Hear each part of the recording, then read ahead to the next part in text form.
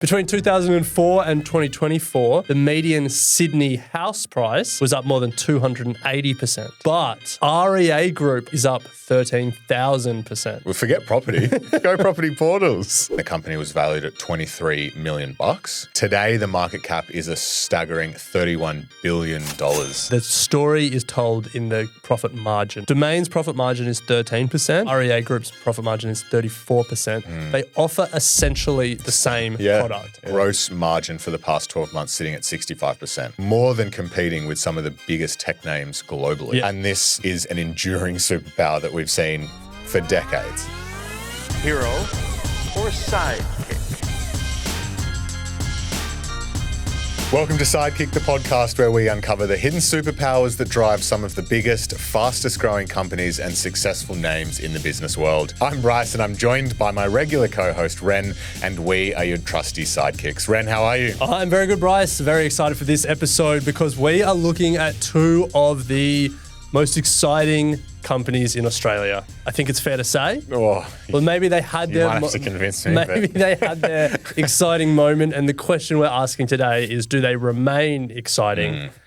But they bring together two of Australia's great loves, property and pretty unbelievable share market returns. Yes. We're talking about REA Group and its smaller little brother, Domain. That's it. So today we're going to look into the backstory of these two companies, how they came to be, put them head to head, look at the superpowers that got them to where they are, but then importantly, close out the episode by discussing, can they continue from here? Now, Bryce, I want to start with some stats. Yep. We love stats here on Sidekick, but not as much as Australians love property. Nothing even rivals the Australian love of property. No. But I'm going to make the case that savvy Australian investors love property portals more than property.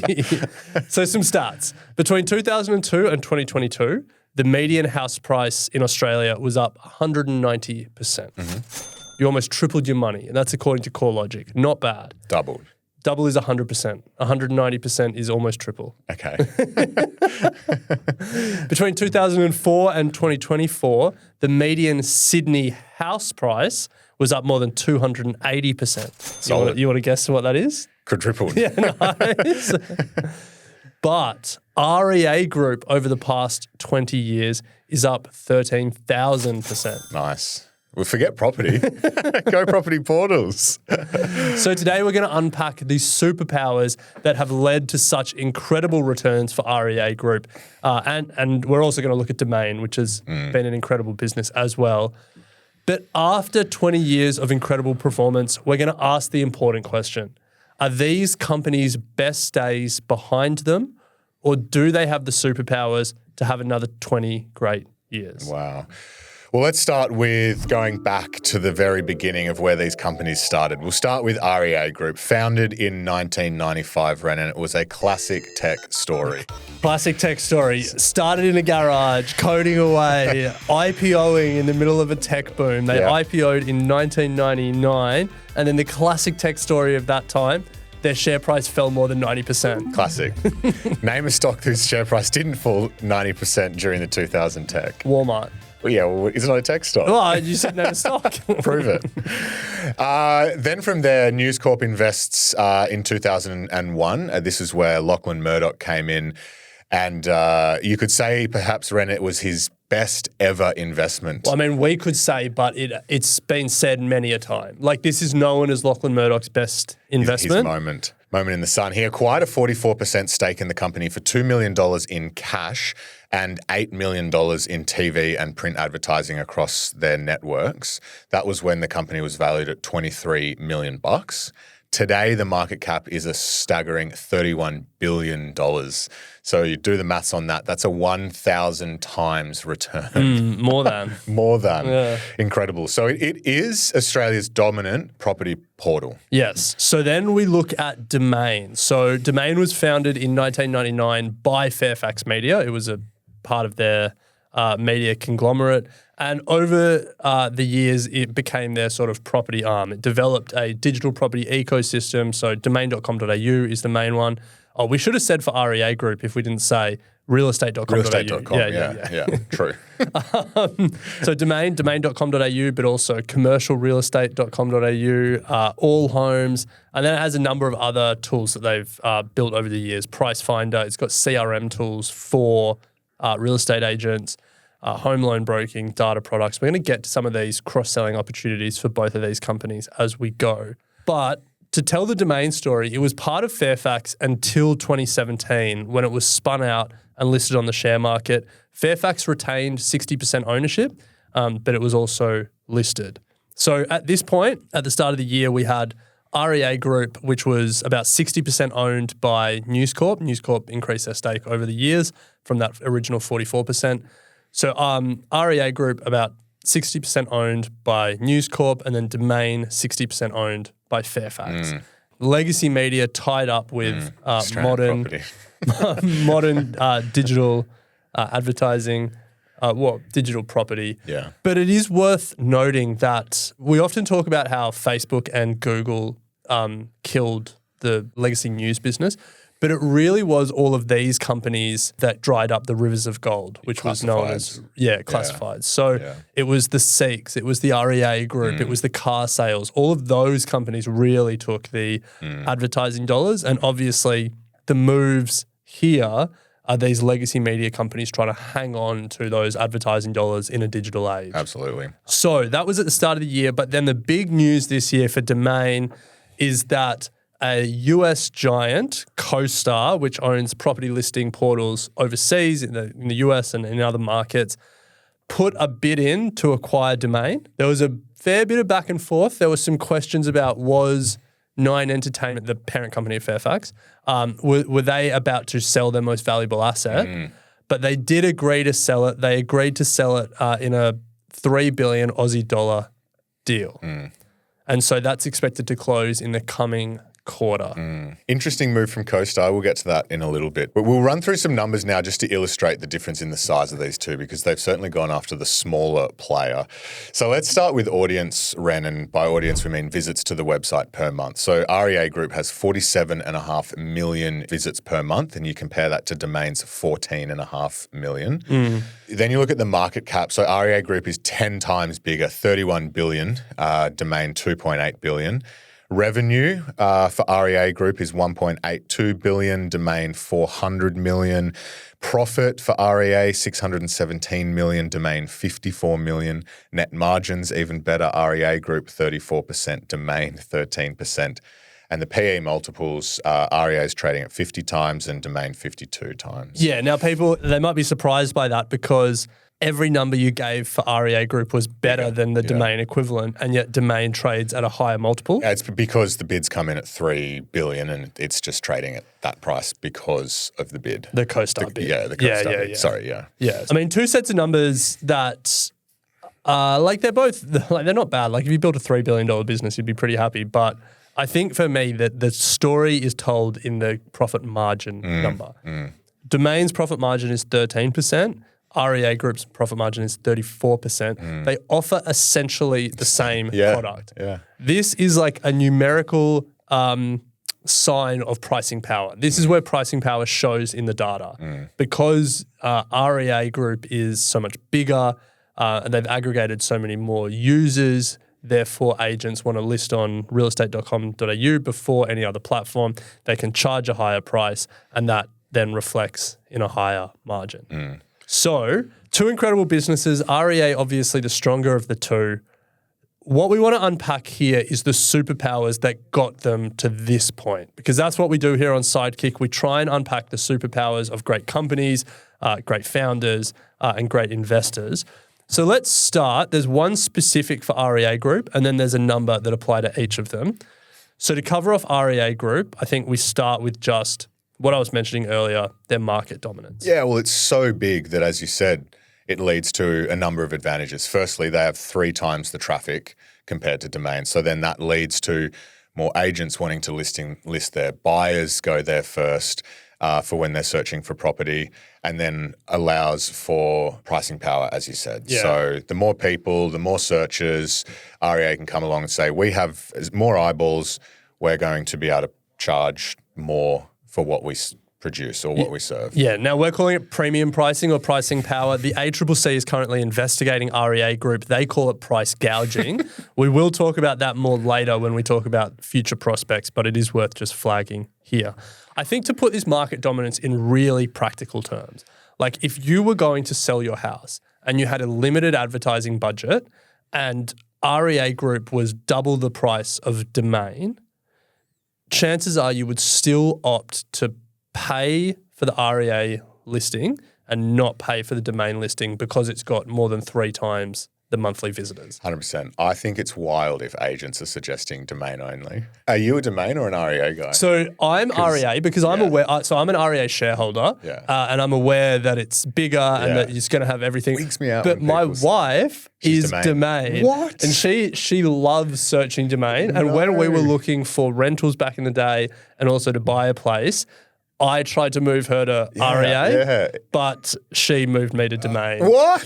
Even the interfaces on REA is better. To be honest, I'm not interested in scrolling houses. Because my thing is... I don't understand why people do it as like a pastime. It just, it's like the worst, take the worst parts of Instagram, like envy, an inaccessible lifestyle, all of that, and put it in another platform. What, just like on a break, we'll scroll Domain? We have this brick where you can like brick yourself from social media. Yeah. But she now she Domain. scrolls Domain. I mean, okay. Look, to be, Because my assumption is anything on Domain is on realestate.com. You would think, plus realestate.com has more. Okay, well, look, this episode is meant to be about unpacking the superpowers of both, not just you telling us which one's your favourite. So let's unpack the superpowers that apply to both companies, because there's a number that are relevant here. Well, the first one is obviously the Australian property market. Both have been great winners from the property market.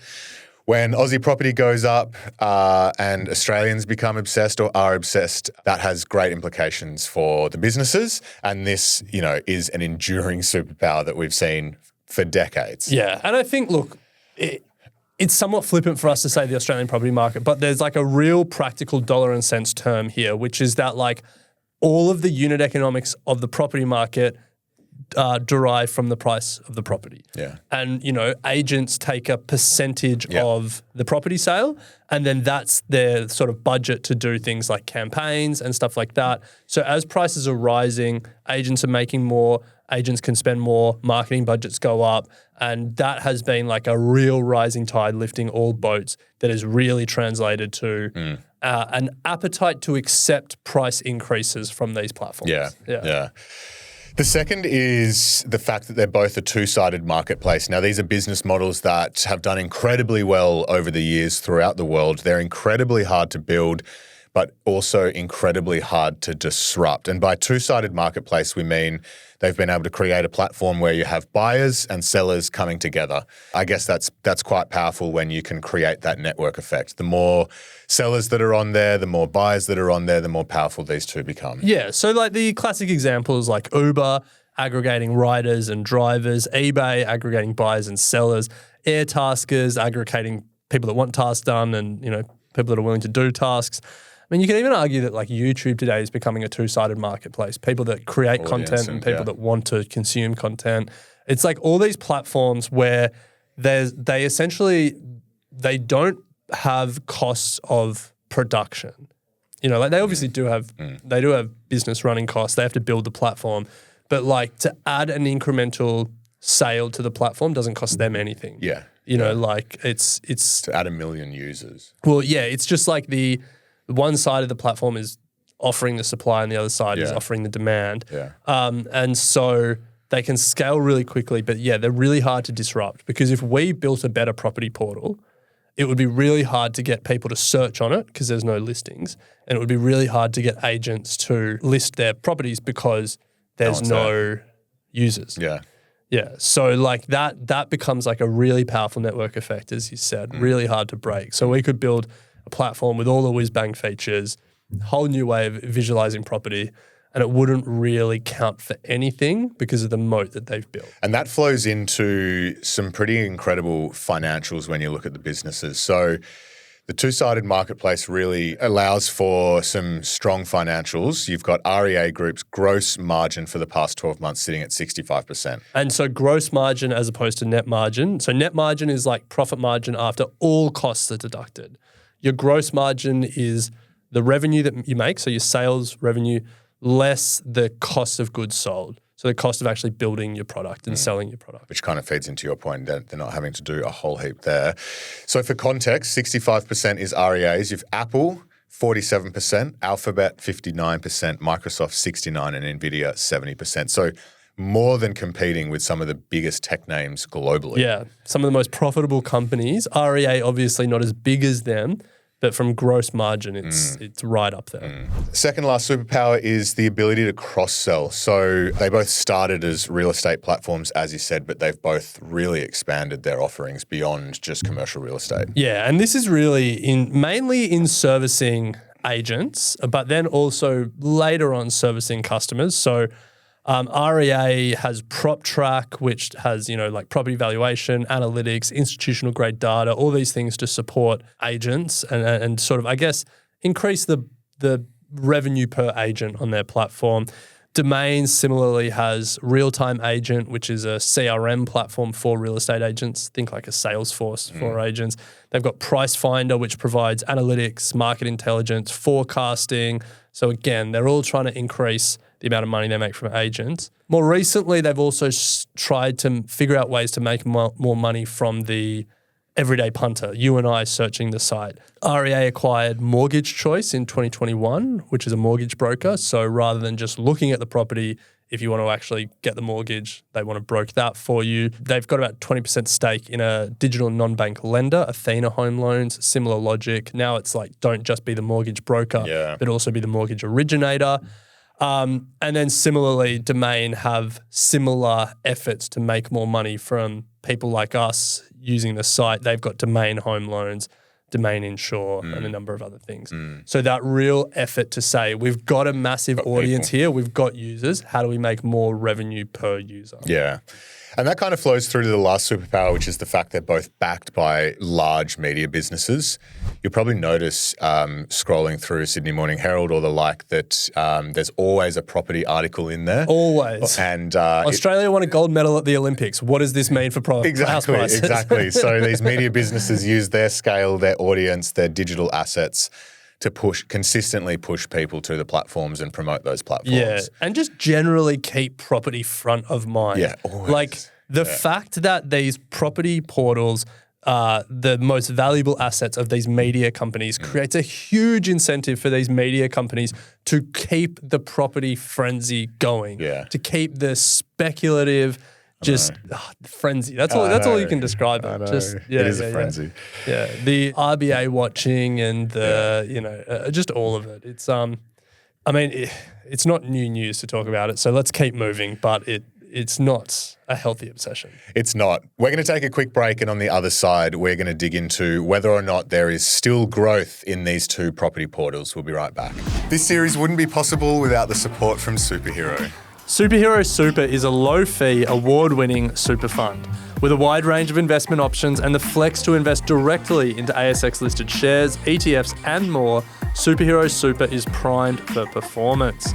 Superhero also won the 2024 Excellent Rates and Fees and Best for Direct Investment Awards by WeMoney Superannuation. Now remember, Superhero does not provide financial advice, so consider whether their product is right for you. Read their PDS and TMD and download the Superhero app at superhero.com.au. Interests in Superhero Super are issued by Diversa Trustees Limited as trustee of One Super. Superhero Super is a sub-plan of One Super. Welcome back to Sidekick. We're unpacking the superpowers behind Australia's two biggest property portals, REA Group and Domain. We've just covered off the superpowers that got them to be so dominant. But Ren, the second half of this episode, we're going to question, is there still growth in these property portals? Where to from here? Because questions are being raised. Yeah. I think it's fair to say, like, they both trade at high valuations, both, price to earnings of 50. And there are some things, I guess some red flags that are emerging. So, I mean, look, to be fair, Domain has been kind of disappointing since it listed in 2017. Meh. There's a lot of people that have sort of looked at what REA has done and said, well, Domain should do something similar, and it just hasn't really eventuated. But REA Group, we mentioned earlier, they're being investigated by the ACCC for price gouging. I think, and this we don't have this number written down, but I think it was like 30% price rises in the past 3 years. And so that is then starting to ask the question, how much price growth is available in their core real estate advertising offering? You know, if they're starting to get regulatory scrutiny for their price rises, you would think that just naturally will have to slow as a result. Thing is, if your business is tied to the price growth of housing, I'd just be pointing to the ACCC and saying, "Have you seen the increase in house prices?" I guess so, yeah. And so I guess the questions start to be asked is like, where's the next leg of growth coming for these companies? And we'll step through some of the answers they're giving, but they're cognizant of the fact that investors are starting to ask questions and they need a good answer. So let's start with some of their recent growth numbers to contextualize it, because the fact of the matter is they're still growing. Yeah, pretty decent numbers. So their 3-year revenue growth or compound annual growth per year for the last 3 years for REA is 12.2% and for Domain it's 10.2%. And their earnings per share compound annual growth rate is 12.1% and Domain 6.6%. So as you said, a little bit disappointing for Domain compared to REA, but REA definitely some decent growth numbers there. Revenue for the last 10 years has been growing at 14%. So For REA. Yeah. Yeah, so I think that 10-year number is important context because it's not like revenue is really slowing materially. Like it's slowed a little bit, but not anything that you'd start to question. It's more where it goes from here. So let's try and answer that question. We obviously can't look into the future, but we can certainly look at what company leaders are saying today. And no prizes for guessing where conversations start halfway through 2025. AI, baby. AI. Yeah. So, look, REA really leveraging AI into their products to enhance user engagement. CEO Owen Wilson has highlighted their strategy to deliver immersive and personalized consumer experiences via their membership portal. I think about 4.2 million properties are tracked per month, generating about 45% of seller leads. Now, I have an anecdote here, and I was randomly on realestate.com the other day in their app. You can now go in and choose the photo of the house you're looking at, say it's the lounge room, and then there's a feature down below that will flick through different interior designs using the image of the video of the lounge room, so you can see what it would be like to do a reno. Which I was like, wow, interesting. So I did it for our house and I was like, okay, that's what, and you can select styles. You can do like modern, you can do like minimalist or whatever. And so you could see what they would suggest if you did a bathroom reno at your house or a kitchen reno. Okay. And I was like, okay, this is sort of like encouraging people to be able to go, oh, you know, I could see what it would be like to buy this house and if I could do a bit of a paint job or whatever. Right. I mean, like, wow. that should be their next cross-selling opportunity, REA Renos. Not bad. Don't just visualize it with AI, pay us to do it. Yeah, solid. Well, the next one is continued cross-selling. That does lead to the next one, which is the next leg of growth for these companies comes from being able to increase revenue per user more. Because it's, you know, every Australian is already using one of these sites, more or less. Every real estate agent is using both of them. There's not a lot of growth in like total number of users in Australia, so they have to try and increase revenue per user. So REA is looking at things like, we spoke earlier about Mortgage Choice and Athena home loans, so they're looking at revenue coming that way. They want to have an end-to-end, they call it a search to settlement experience. So they want to be the total provider across everything and really bind financing tools to property searches. And, you know, you already see that sometimes where they're like, can you afford this house? Yeah. And you can, True. Then it will be like, can you afford this house? Put it in the calculator. Here's your mortgage. One-click loan. Yeah. And Domain are doing something similar. They are also looking at home loan services. They think it can, quote, play a key role in future marketplace expansion. So yeah, they've got a full suite of agent tools. They're looking at what they can do on the everyday user side of it, the home buyer side of it. And that continues into servicing real estate agents as well, as you said at the top. Both of them, Ren, are expanding their their platform and offerings to agents, from everything, analytics to their CRMs to driving more sort of efficiency between agents and brokers. So both currently doing it, both expanding those services. But here's the thing. At this point, it's like they've been trying to do that for a while. The fact that agents are going to the ACCC to complain about REA Group suggests that maybe agents are tapping out of paying for more products and more price increases. They are now trying to compete with, large and established players in the home loan space. There's obvious questions about like how much growth these cross-selling opportunities to punters and agents will have. And so then the question becomes, can they expand overseas? And REA's a bit further down this path than Domain. I think for Domain, the question is really what's going to happen now that they're owned by an American giant. Yeah. But for REA, there's certainly opportunity going global, with the caveat that there is a long history of Australian companies struggling to go global. Yeah. But let's talk about where REA is pushing, because they have seen some impressive numbers. So I think let's start with the US, probably not where we want to spend the most time, but they have a 20% stake in US-based property portal realtor.com. Yeah. They also have Southeast Asian operations. So in 2021, they merged their Malaysian and Thai assets into Property Guru, and in return got an 18% stake in that company. So we should just acknowledge a minority stake in a US business and a Southeast Asian business. But really for REA, the story is India. Yeah, love it. So REA India operates a number of portals, a number of websites, housing.com, makan.com, proptiger.com. They also have a minority investment in a digital home loans platform in India. But here are the numbers. So from half one 2025, REA India's revenue grew 46%. Wow. Pretty impressive. Yeah. To 64 million Aussie dollars.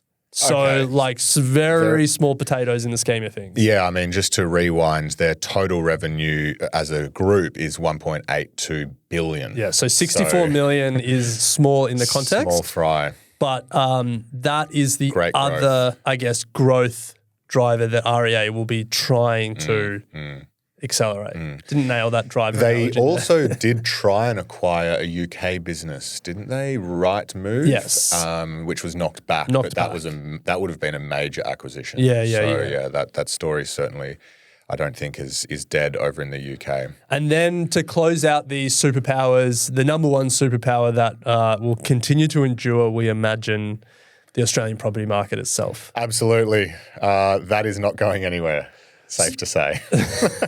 So I guess to close it out, we wanted to introduce the question and try and answer, will the next 20 years for these property portals look as good as the last 20? I don't think it'll look any worse. Oh, I reckon it will. You reckon? Yeah. I think there's I don't think it's going to be interesting to see what happens with CoStar, but yeah, I can see that sort of plugging along. I don't think you're going to see 13,500% though. Well, that's what I mean. Yeah. No. They will probably remain dominant franchises. Yeah. They will definitely keep growing, but the idea that they will be these incredible growth stories like they were, you would really need to see, in my personal opinion, an international story take off to see similar growth trajectories.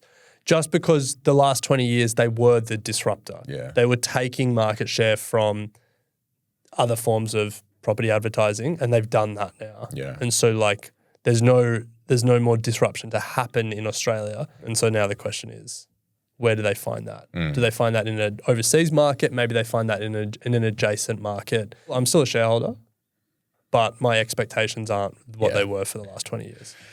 Love it. Well, let us know wherever you're watching in the comments below, whether you're at realestate.com or a domain.com. Help us settle the debate. But if you're interested to learn more about how to grow your wealth like a superhero, head to superhero.com.au/invest. And subscribe to Sidekick wherever you're listening so you never miss an episode. That's it from us, your trusty sidekicks. We'll be back uncovering more superpowers next episode.